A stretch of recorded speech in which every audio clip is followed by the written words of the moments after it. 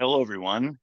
On behalf of AAWE Board Member and Director of Professional Development, Alicia Scott, as well as our partners from the National Association for Professional Development Schools, it's my pleasure to welcome you to another webinar hosted by the American Association for Employment and Education.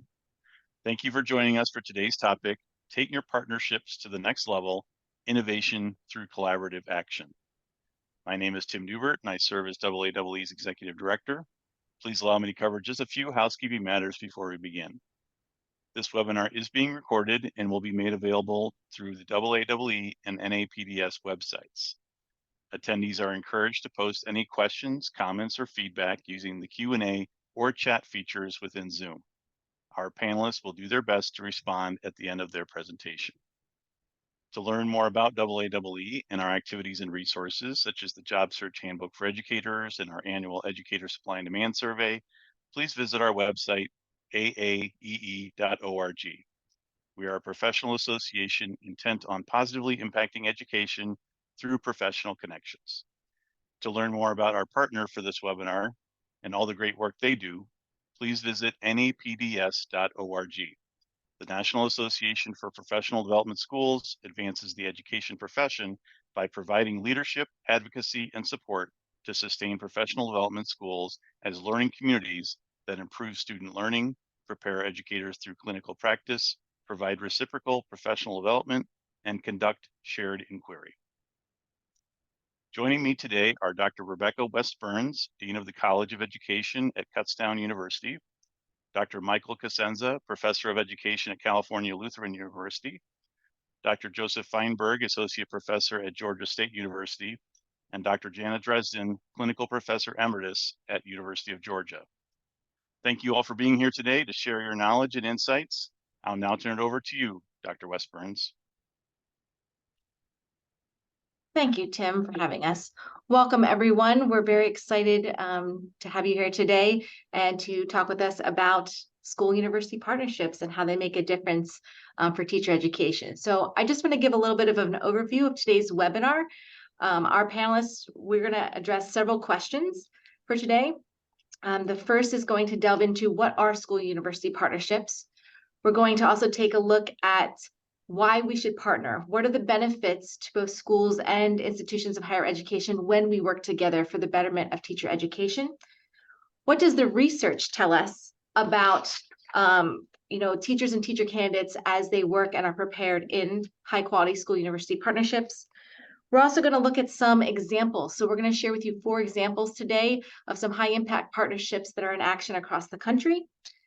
Then we're going to give you a few strategies so that you'll leave today with some concrete items you can use to get started on building and sustaining successful partnerships. And finally, we will wrap up this afternoon session with some resources so that you can leave here prepared and equipped to explore more as you think about how you can work together to build high impact partnerships for addressing teacher learning, teacher retention, and more. And now I'd like to turn it over to my colleague, Dr. Janna Dresden, who's going to get us started.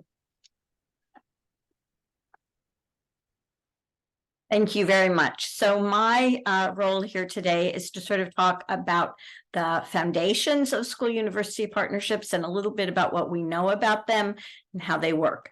So the first thing I want to start with is the idea that school-university partnerships are not all the same. They vary enormously. Many different kinds of interactions between schools and institutions of higher education function as school-university partnerships. Specifically, they can vary in scale and complexity. So you might have a single school partnering with one professor from one department at a university, or you might have an entire school district partnering with multiple departments and multiple faculty members, and more. Can get even more complex and larger in scale. School-university partnerships also vary in terms of the length of time they're in existence. It can be a short, targeted period of time, just for a semester, or a school-university partnership, and we have examples of this, may continue for decades. School-university partnerships also, along with scale and complexity and time, can vary in formality, whether they are super formal and structured or whether they are more free-flowing. So some examples of specific types of partnerships include professional development schools, which some of you may be familiar with, some of you may not, but it's a particular kind of school-university partnership. Then there are research practice partnerships, which are a more recent iteration or example of school-university partnerships. And there's lots of work going on now, grant-funded, often work that is done by research practice partnerships. Another example would be university-assisted community schools. And finally, residencies, which are again becoming really prominent now, are an example of school-university partnerships, and there are others. These are just a few examples of types. Also, school-university partnerships can vary in their purpose. They can be expressly focused on the improvement of teaching practice. They can focus on research into curriculum and teaching strategies, and they can focus on teacher education. And the important point to make here is that these purposes are not mutually exclusive. Most school-university partnerships will focus on some combination of those purposes. The really critical point here is that partnerships, by definition, are mutually beneficial.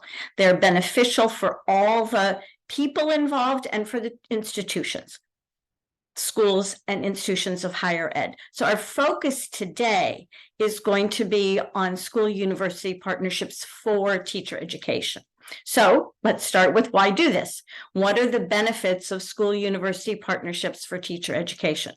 They have benefits for everybody in terms of ongoing and reciprocal professional development. For colleges and universities, there are benefits because it provides opportunities for high quality placements for students. This is something that every program in teacher education needs. Also results in better programs of teacher preparation. And it also helps people in universities and colleges to develop a stronger and more current awareness of what's happening in schools. Some of them have been out of the classroom for a while. It's important for them to be involved again. For schools and districts, a partnership can provide up-to-date information about research and new strategies, really supports the development of better teachers, and we're going to talk about more about that in a minute. And these better teachers are often typically more likely to stay in the profession. So before discussing some even more specific benefits that accrue from SUPs, it's important to first recognize that partnerships are complex, complicated, messy, and time-consuming. And it's also important to think about and understand how SUPs are developed and maintained.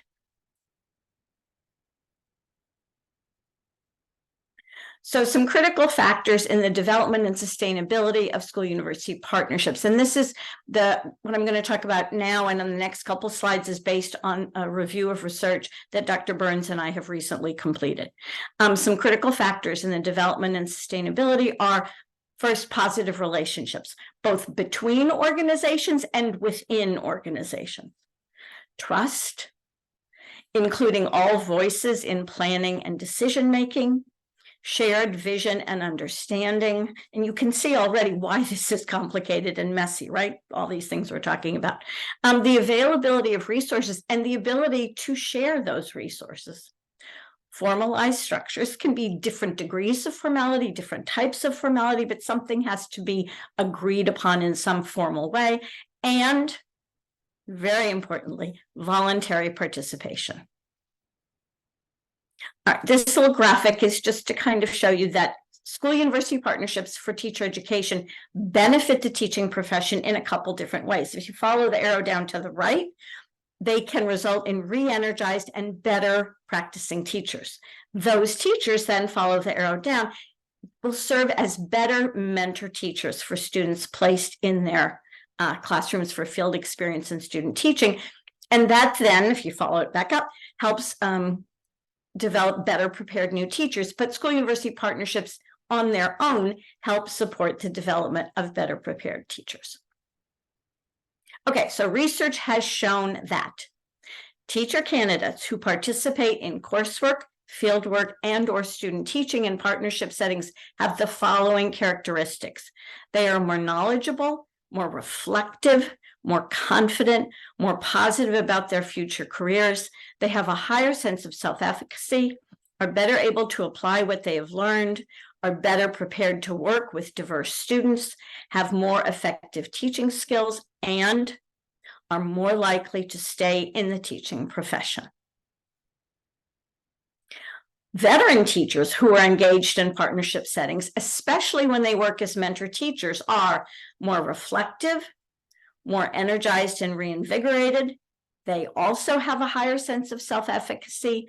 They also have improved teaching practices, and they too are less likely to leave the profession. These positive outcomes are especially apparent when teachers are involved in practitioner inquiry or action research, which is an important part of professional learning, motivation, and job satisfaction. So today, we're going to now give you some examples of strong school-university partnerships for teacher education. And just like Dr. Dresden shared, when we say teacher education, we're talking about that continuum of lifelong learning that's beginning with that teacher licensure aspect and continuing through induction, teacher ongoing professional learning, and throughout an entire teacher's career span. So the partnerships you see here are not just going to be focused on preparing teachers. They may have elements of it, but they may also include that professional development for all piece that we talked about.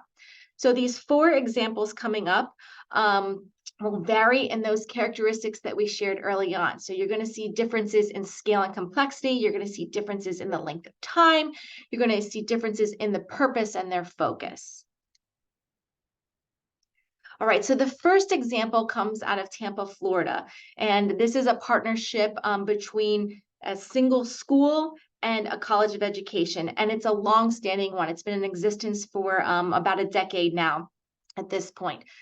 Mort Elementary is an urban elementary school, a turnaround elementary school in Tampa, Florida for the school district. It is one of the larger K-5 elementary schools, and Hillsborough County is the 8th largest in the country. So it's a larger elementary school. They have very committed and involved parents that care deeply about their children's success. But those students and those families also are struggling with challenges associated with living in poverty. So almost all of them receive free and reduced lunch. 10% self-report as homeless, but we know that that statistic is likely higher because there's more that don't report as shelter insecure. So this is, like I said, an urban elementary school that's facing many, many challenges. So when we got together to develop the partnership, we had to think about what was our purpose, what was our intention. And better preparing teachers was one of them. But if you look at this graphic, this was the theory of change that undergirded the partnership. And you can see remember Dr. Dresden talked about those different kinds of partnerships. It's a community partnership school. And so in that model, the community partnership school wraps around academic, healthcare, and community services to meet the whole child and the whole family to ensure that they're set up for success. But what we did was delve deeper into that academic part and think about how could we be purposeful and intentional with what we wanted to accomplish to facilitate that school renewal. Because more at the time when we started in Florida, they get school grades and the grades were decreasing. And so what happens when the grade drops over a period of time is that the school can end up facing takeover by the state or an outside company. So our goals were to increase that leadership space, transform the teacher learning that was going on, develop high quality new teachers, and then ultimately this would lead to improved student learning and facilitate that school renewal. And our way to do it was through the engine of teacher leadership. And I'm going to break that down a little bit about what a Teacher Leader Academy is here, which was our engine for moving this partnership forward.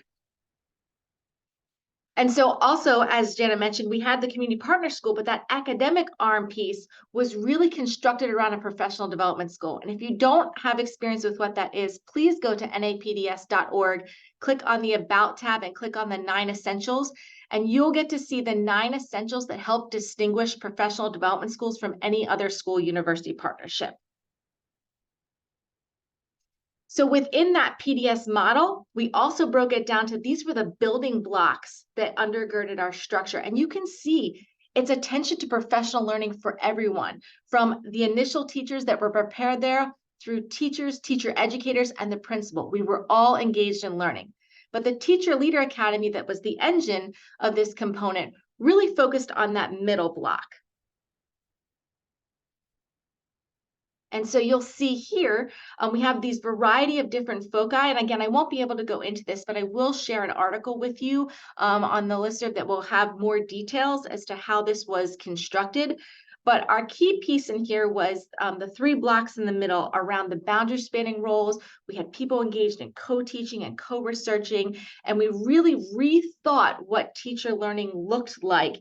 And we rethought what graduate coursework looked like through this customized Teacher Leader Academy.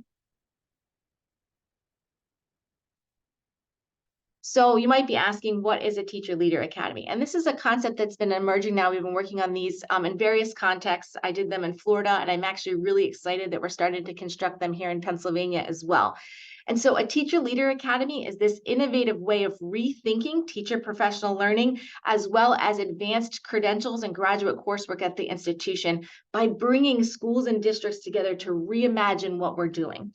And so as a part of working together, teachers get to earn advanced credentials and degrees that support them as leaders facilitating change within their school and within their district. There are 2 different kinds. If you're going to build a Teacher Leader Academy in collaboration, we have this single school design model, which is what Mort is an example of. But we also have a network design. So you can construct a Teacher Leader Academy collaboratively by bringing together multiple schools. So just to give you an example of how the Teacher Leader Academy is different. When we think about graduate coursework at a university, we have some preconceived notions, a syllabus laid out 15 weeks. But this really flips that idea on its head, and it repositions where the learning happens at a school site, and not necessarily at the university.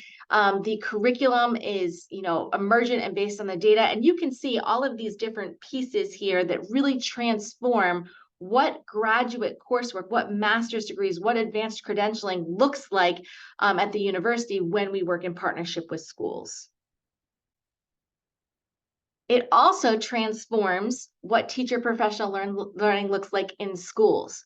So if we want to look at all these different dimensions, instead of being everyone getting the same thing, by working together, we can offer differentiated professional learning that meets teachers' needs and offers them career trajectories that they may not get necessarily, on their own. So what does that mean? In the case of Mort that we shared, the principal and I worked together to differentiate professional learning for the entire staff. So we ended up grouping the teachers into 3 groups. And that first group, those were the teachers that were the highly effective and effective teachers that needed and wanted more. They were the future leaders. And so they got to work with myself and other faculty and the principal, getting these advanced courses taught on site. And their whole job in the coursework was to design and lead the professional learning of Group 2 and Group 3.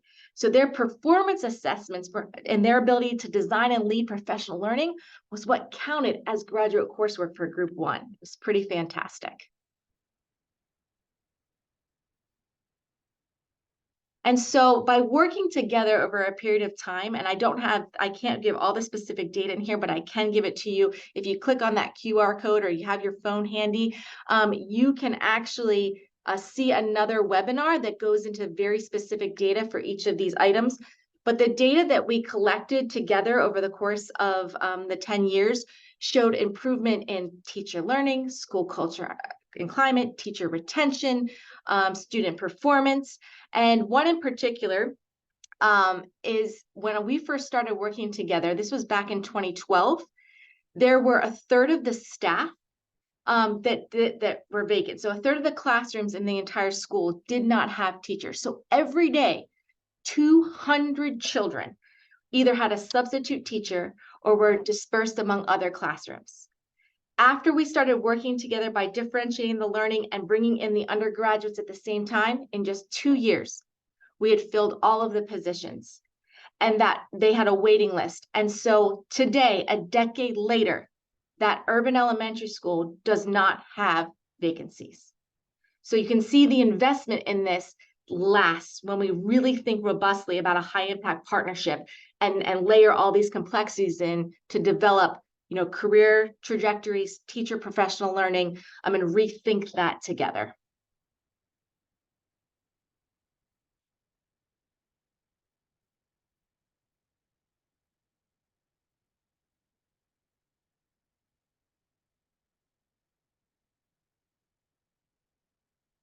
So that was one example, Mort, and now I'm going to turn it over to my colleague, Dr.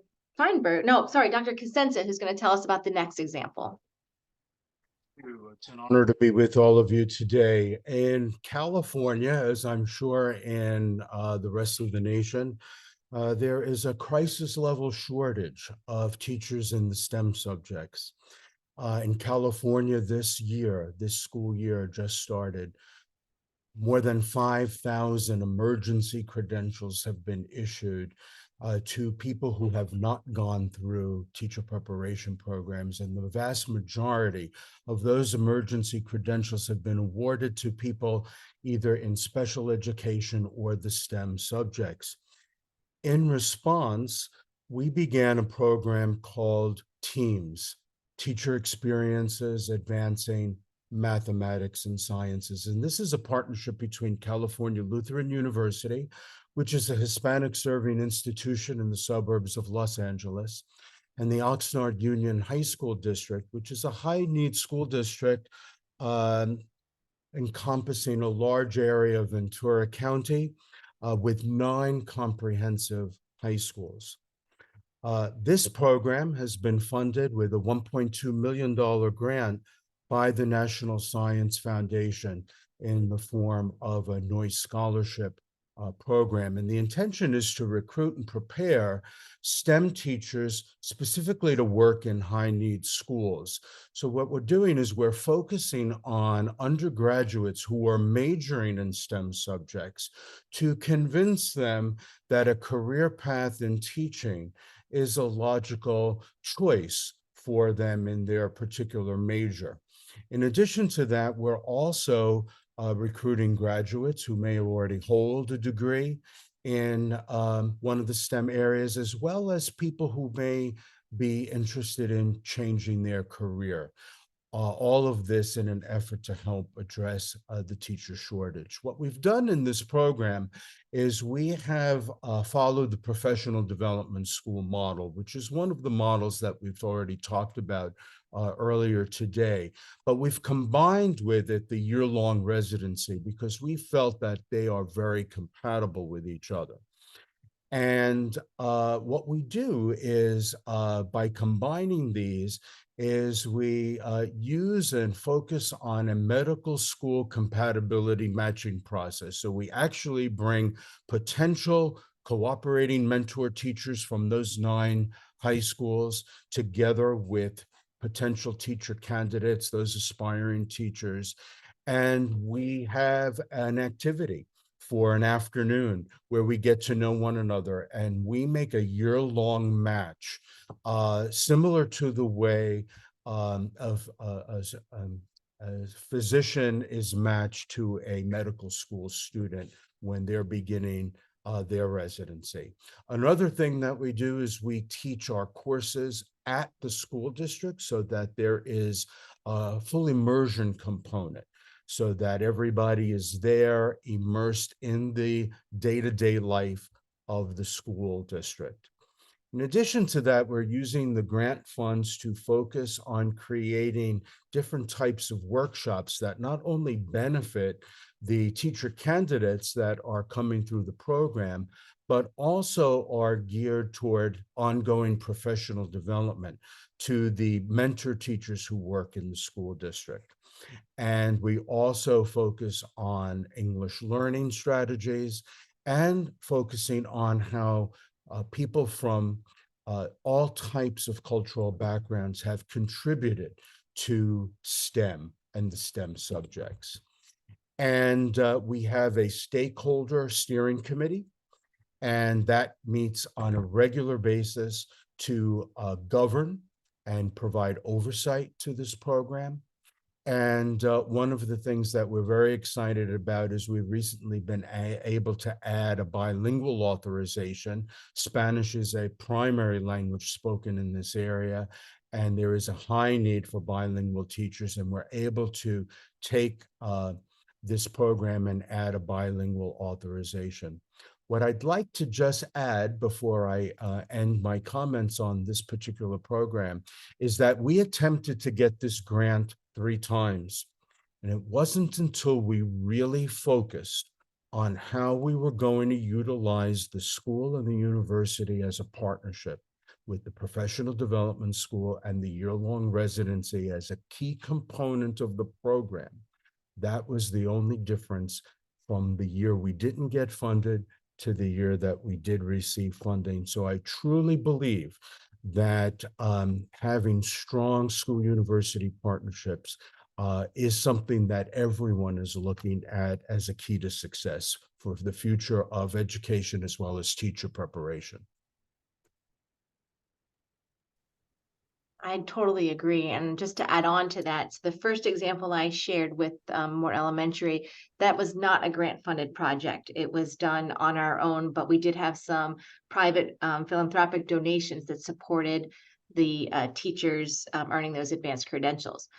But just like Dr. Cosenza shared, this second example is a large grant funded project. It's in its first year.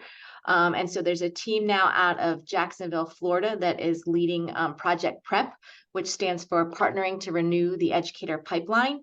And it's a 5-year, $6.5 million teacher quality partnership grant that really takes a systemic approach to addressing the teacher shortage. So within Project PrEP, there are 5 components. And remember in the beginning, I shared about teacher education being that continuum of learning. Well, this is what Project PrEP does. It approaches the teacher continuum across all of the different learning phases for teachers, beginning with the first one, which is in high school, which we call Prep for the Future, continuing to teacher preparation, Prep to Teach, leading into induction, Prep to excel in your career, leading towards that teacher leadership development, Prep to lead, and then finally moving towards district leadership where we're prepping to transform. And so, well, here's another visual that lays out exactly how Project PrEP has really thoughtfully pieced together a school-university partnership with a district and a college of education. So this is between the University of North Florida and Clay County Schools. And so again, you can see in that very beginning, they're putting together structures like a high school teaching academy and a summer bridge that help to get people into teaching and help them go on through that teacher preparation piece. And then they're rethinking what elementary undergraduate teacher preparation looks like, moving towards that year-long internship, maybe down the road, kind of like what Dr. Cosenza shared, like a residency. But you can see the layering, right, of different kinds of partnership models when we think about a really complex system of school-university partnership design. When you look at components 3 and 4, they're really rethinking what that teacher learning looks like. And they're extending it not only in that teacher leader piece, but beginning with that induction. So how can we transform what our master's degrees look like so that teachers in their early careers are getting some graduate certificates, some coursework that deepens their learning of pedagogy and knowledge and practice that then can be stackable towards an advanced degree? And then finally, how do we help? We know leadership in schools is incredibly important for the success. So how do we work together in terms of preparing, the next generation of school leaders and also university and university-based teacher educators to be those leaders in the field? And so, like I said, you're not intended to read it all, so please don't worry about reading the fine line. But I put this slide up here because I wanted you to see when we have the partnerships that vary in complexity, this is the organizational structure of a very complex school-university partnership. And so, just like Dr. Cosenza shared, you want to think about as you're building your partnership, what kinds of structures will you create to ensure that the partnership can be sustainable and that it can move forward and engage in reflection and continuous improvement? You have to think through all those different pieces. And then just to add to this, in addition to that kind of pipeline that you saw, Project PrEP includes 11 infusion strands. So these are content areas that are infused from school and university content experts across all of those different components. So they're taking, for example, data-driven inquiry and infusing it in the high school academy, into the teacher preparation, into induction, teacher leader development, and into the school leader development as well. So now I'm going to pass it on to Dr. Feinberg, his example. Hello. So my example actually it has a nice flow here, you'll see, where we're also a very large grant, and all these benefits that you've heard about teacher residencies and PDS partnership grants. This is what we did with another teacher quality partnership example. So I'm Joe Feinberg at Georgia State University, and the grant that I'm going to focus on is called Project Nurture. We named it Project Nurture. So the Network for Urban and Rural Teachers United in Residency Engagement. This is through the Office of Elementary and Secondary Education and the U.S. Department of Education. So we have built this from multiple grants, and this particular Teacher Quality Partnership Grant is from what's called PDS. It was our first version, and we called it PDS2, and it really grew from the origins of that, which was actually not a residency grant, but then we went to what we called Crest Ed, and Crest Ed was our first endeavor with residencies. And then we came up with this new Project Nurture. Then the next grant that we created, which is brand new and just awarded, is called Propel. And so we have been very successful in these. And for many of the reasons that you heard Dr. Burns mention and Dr. Cosenza, we really focused on STEM, but also special education, and then ESOL for our districts that really needed ESOL teachers. And so my field gets left out, which is social studies. So next slide, please, Tim. So going more in depth with Project Nurture, we partnered with urban and rural districts. So Douglas County is part of Metro Atlanta. And then we also have an HBCU, Fort Valley State University. And then more of our rural partner, including Fort Valley State University, is Middle Georgia State University near Macon, or actually in Macon, Georgia. And so this was a very unique model, and really thanks to our federal funding, we were really able to show our success in the previous grants that I already mentioned, and how that developed into more opportunities for our partner schools, partner universities, and rural districts to actually see the PDS model in effect.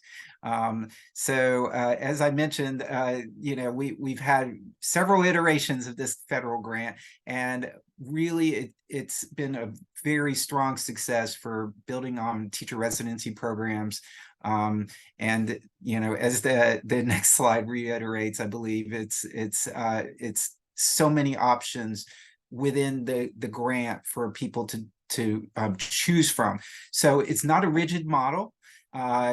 Basically, we share what PDS schools are about, and keep in mind, Metro Atlanta, where I'm at, there's hundreds of thousands of students in each district. Actually, we have 3 school districts with over 100,000 students that we serve. So it's virtually impossible for us to do a true PDS model for every school we would want to. But we strive to meet and aspire to the PDS model, which I encourage all of you to look at the essentials to know what makes a PDS school. And then what we did is offered what we're called a menu of services, and it's all these different things. You see the different bullets where our teacher residents would do action research with their mentor teachers and maybe even leaders in the school. And we also strive to offer grant writing. Our expertise at grant writing we shared with the schools and the school districts to help them get grants, as well as to help forward our partnership models. So lots of great opportunities. And again, it wasn't a rigid model. We basically partnered. It was a mutual kind of agreed upon opportunities, and we shared our expertise and let the teachers and the schools and the school districts pick among the opportunities, the many opportunities that we offered. And then we had a lot of goals. And this slide's a little messy, but I want you to know, I want to emphasize that one of the things that came out of our last grant that was called CrestEd, as I mentioned, and then we've further developed it in this grant, is that we actually discovered a pipeline for paraprofessionals, and that's starting to go all across the country. And paraprofessionals are a wealth of expertise that often doesn't have the opportunity. So I want to draw your attention to the quote under the item number 3. And this is a quote from one of our parapros, and she said, "It benefits me in the fact that being a para, we don't make a whole lot of money, but we do have the initiative to want to go ahead and finish our education. So sometimes that can be a little difficult when the funds are limited." And so we leveraged our partnership, and the districts are actually still paying the salaries for our paraprofessionals so that they can go through and get a graduate degree and get their teacher certification and become the shining star teachers that they already are, but have their own classrooms. And it's just been incredibly successful. It's also, for us, has also been a pipeline for traditionally marginalized teachers. So we've been, the majority of our paraprofessionals that we serve or that we help become certified teachers, in addition to being paraprofessionals, they are people from underrepresented populations in the schools. So that was, one thing I wanted to really focus you on. We're also really striving with our induction model of support, and the federal funding really helps to enhance our induction. And then we have 4 more goals that I'll let you take a look at. But one thing that we found extremely successful is this top item, professional learning communities. And many of you have probably experienced this or heard about it, but it has been really impressive way for us to further develop our teacher residents and enhance our mentor teachers. And it turns out that the schools, once they're introduced to it, if they didn't already have it, are really embracing the professional learning communities, and it helps them serve the needs of their community and their children that they serve. So we're seeing a lot of boundary spanning among all these different grants that I referred to, where now many of our residents that were in the early grants are now administrators, or even coming back for their doctorates at the universities and becoming incredible leaders in all kinds of ways that fit within the school-university partnerships. So I think that's the next, and now we go on to some more of the successful partnerships. So thank you. Thanks, Dr. Feinberg. So now you've heard some great examples. You might be wondering, how do I get started? What can I do to start building some of these successful partnerships like you've seen today? So I'm gonna offer you 3 strategies. And these strategies come from chapter 3 of the book, Redesigning Programs, A Vision for Equity-Centered Clinically Based Teacher Education. Don't worry about the title. We'll make sure you get that reference at the end. So the 3 steps are: 1, you got to first take those initial steps on that pathway to partnership. You want to make sure you establish some guiding principles. That's really the foundation of your work. And the third one is, how do you co-construct that partnership? So all the things that you saw today, all those different examples of partnership, they were done collaboratively. They were thought through together on how do you build and how do you design your school-university partnership to get towards that purpose and that intention, that outcome that you're looking for. So let's dive a little deeper into some of these strategies. So for the first part, what are those initial steps? At the foundation, it's changing that mindset.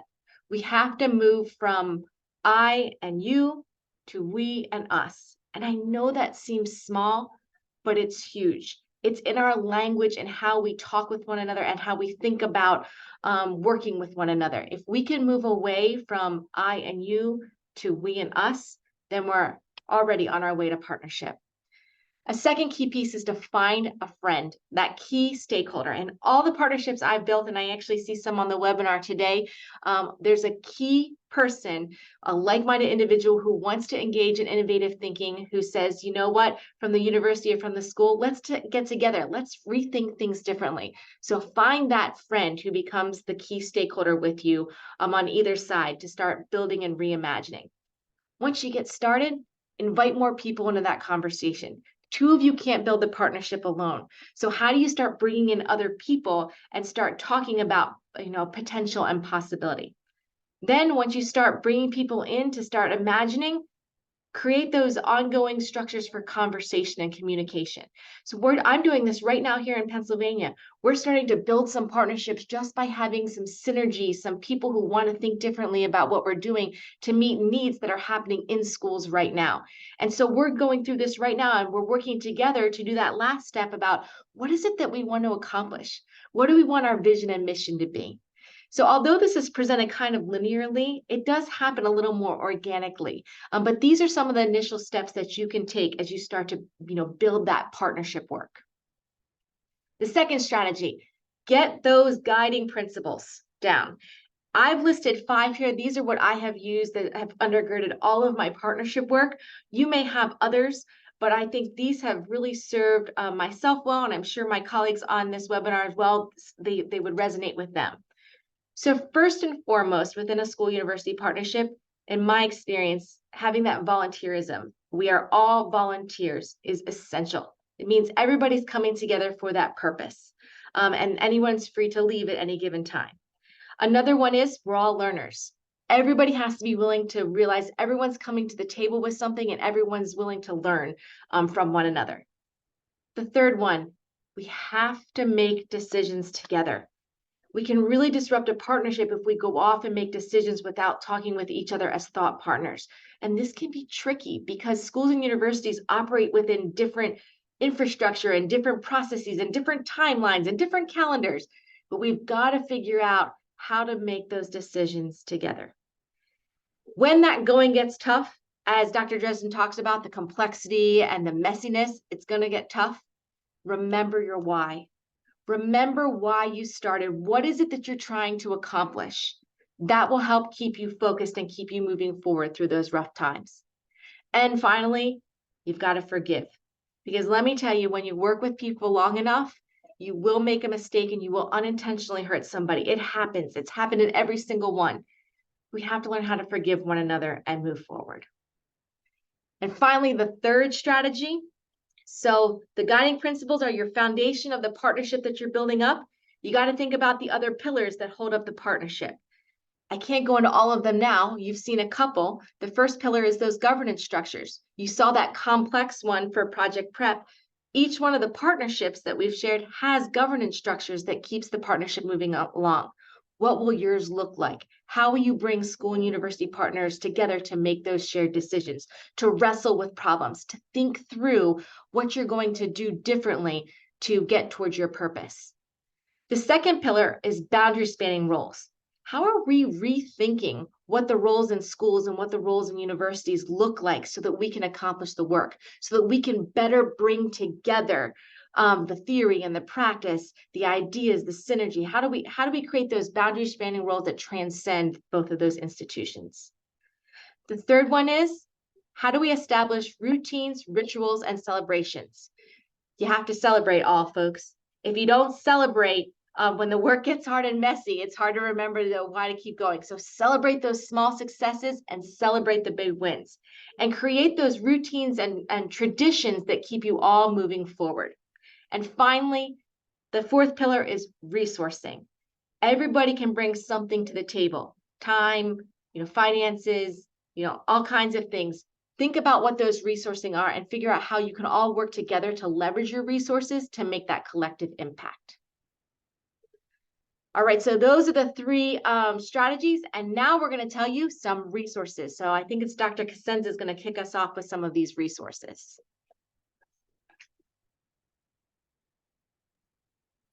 primary organization supporting partnership work at the national level is the NAPDS, the National Association for Professional Development Schools.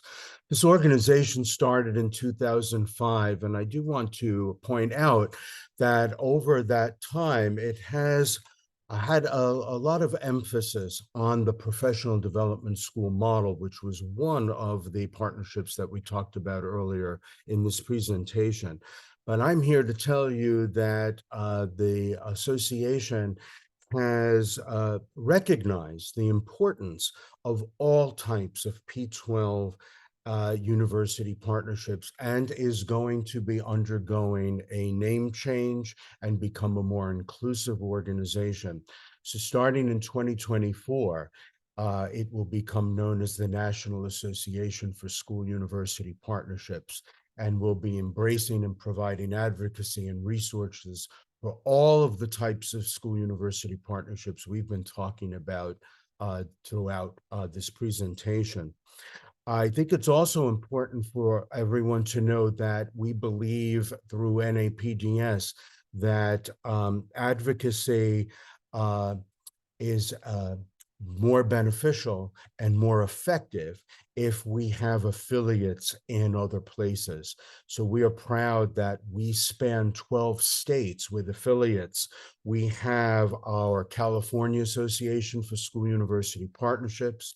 We have the Southeastern Association for School University Partnerships, which covers Alabama, Florida, Georgia, North and South Carolina, and Tennessee.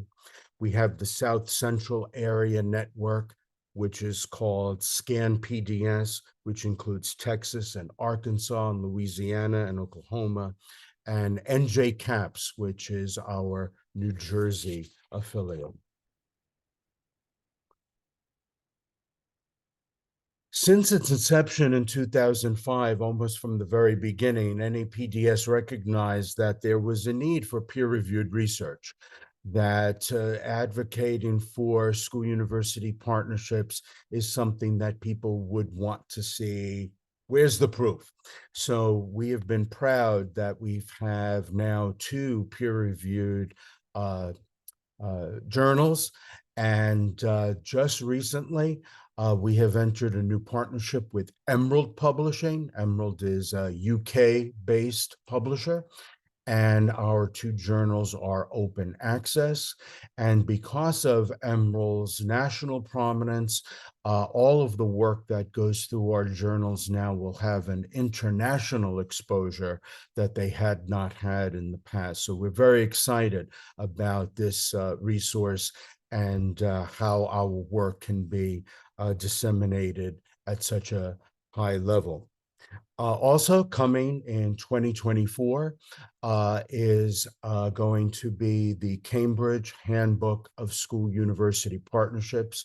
We have partnered with Cambridge University Press, and this is what we believe will become the premier handbook for those interested in creating and sustaining school university partnerships. Another key resource is the policy statement called What It Means to Be a Professional Development School, fondly referred to as the 9 Essentials. This was originally published in 2008. You could see the 9 essentials listed on the slide. As with anything else, there are sub-elements and more of a story under each one of those. And this is a document that was revised and re-released in 2021, which we believe is far more inclusive of all types of school university partnerships, and definitely a guide to those who want to create and want to sustain various kinds of SUPs. What we've also done in conjunction with the re-release of the 9 Essentials is we created a series of 9 articles that have appeared in our 2 peer-reviewed journals. and they are all going to be reprinted in one special edition that is coming out very soon, open access. And if you do go to the Emerald site, some of them are already out there for what's called their early site, sneak preview at articles that are about to come out. So we'll have all 9 of those articles in one special edition very, very soon. NAPDS is also very proud of the books that it endorses, and I wanted to highlight 3 of them today that really get to what we presented. The first one, A Pathway to PDS Partnership.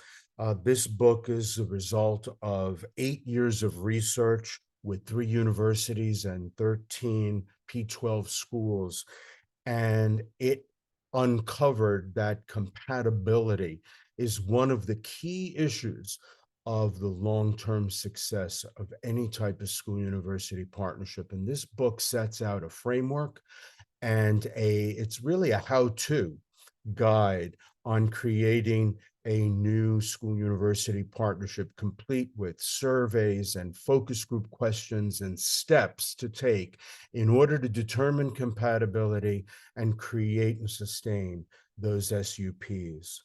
The second one, Redesigning Programs, a Vision for Equity-Centered, Clinically Based Teacher Preparation. This book focuses on designing clinically rich teacher preparation programs.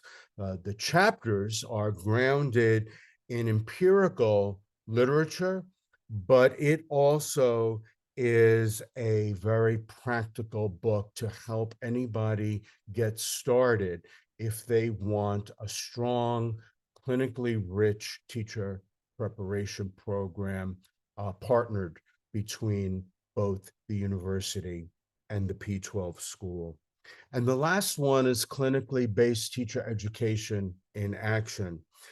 This book is filled with case studies that provide real stories of school-university partnerships, specifically how they align to those 9 essentials I was just talking about.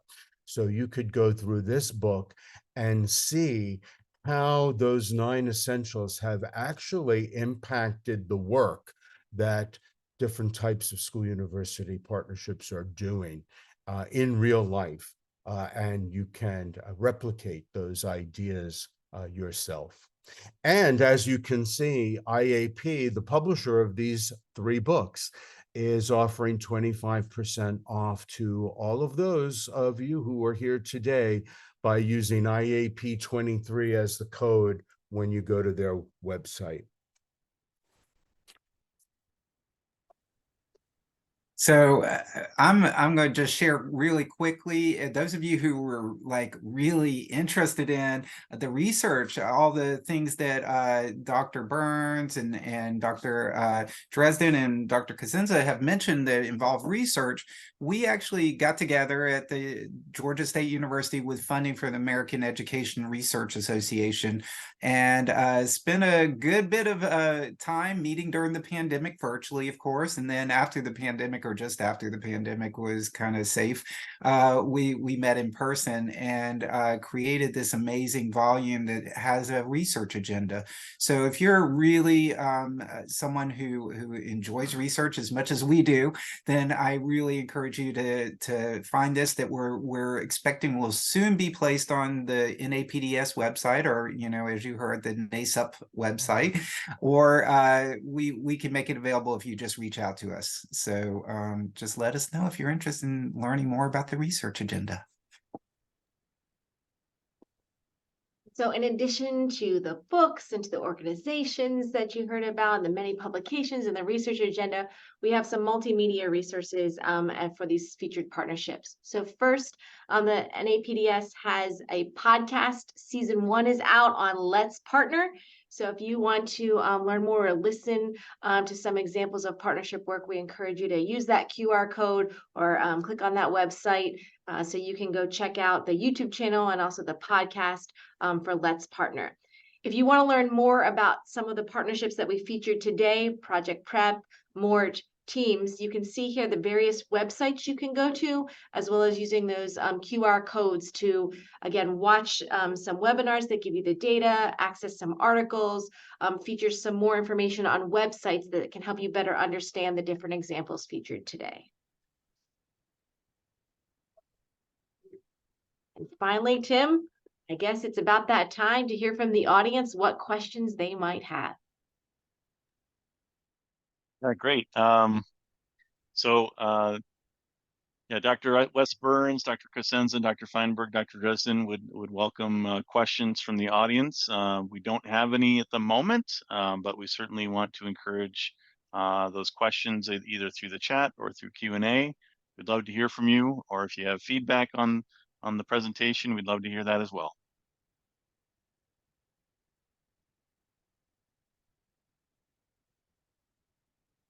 Very nicely done, by the way, all of you.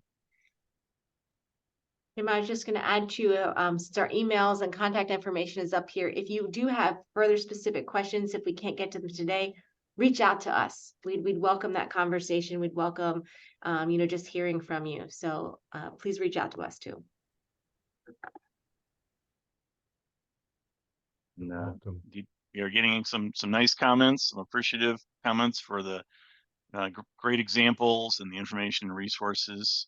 So as a reminder to our attendees, this session, this webinar was recorded, is being recorded, and will be available to you soon, and for others as well. And it will be available through the AAW website as well as NAPDS websites.